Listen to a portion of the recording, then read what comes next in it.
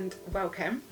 I'm Ali, I'm a vicar in Coventry. I have a church here in the city, and I also have been for a few years thinking about the interaction between mental health, emotional well-being and faith. I used to be a mental health nurse and a behavioural therapist before I was ordained, and have been involved with a piece of work called Keeping Health in Mind, which you may have come across. Part of that work has involved a 6-session course called the Life Course, looking at what it is to deal with the stuff of life, looking at what it is to build resilience. And I thought that at this time, when we are needing to be more resilient than ever, and resilience might not be a word that we're familiar with, and we might not even be feeling very resilient, and we might want to throw the word resilient out of the dictionary, I thought it would be good for us to spend some time together. Hopefully this will be helpful, thinking through our different sessions, but in a new way, in a way that feels more needed than ever as we struggle with this crisis, which is COVID-19.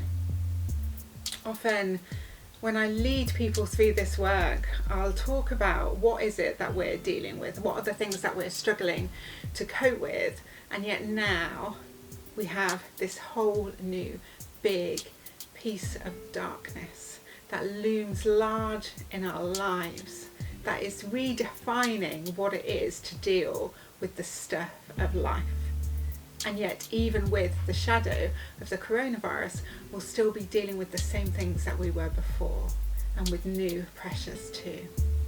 So maybe we are struggling with loneliness. Maybe we're isolated and we're not used to it.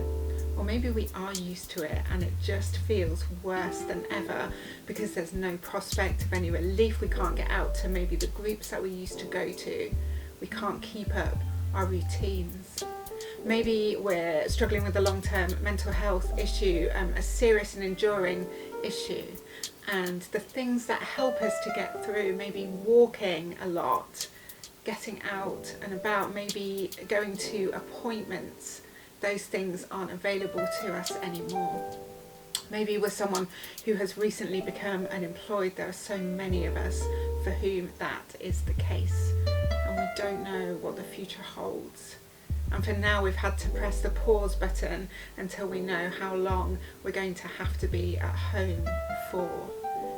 Maybe we're home with our family, and that is a difficult or dangerous place to be.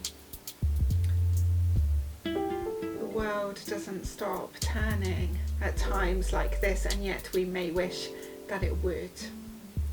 My hope for these sessions together is that we will learn something from what we hear, that it will set us thinking, that maybe it will help us to build healthy patterns as we adjust to a way of life that none of us are used to, that we will build community as we meet together around this time of reflection and food for thought and discussion.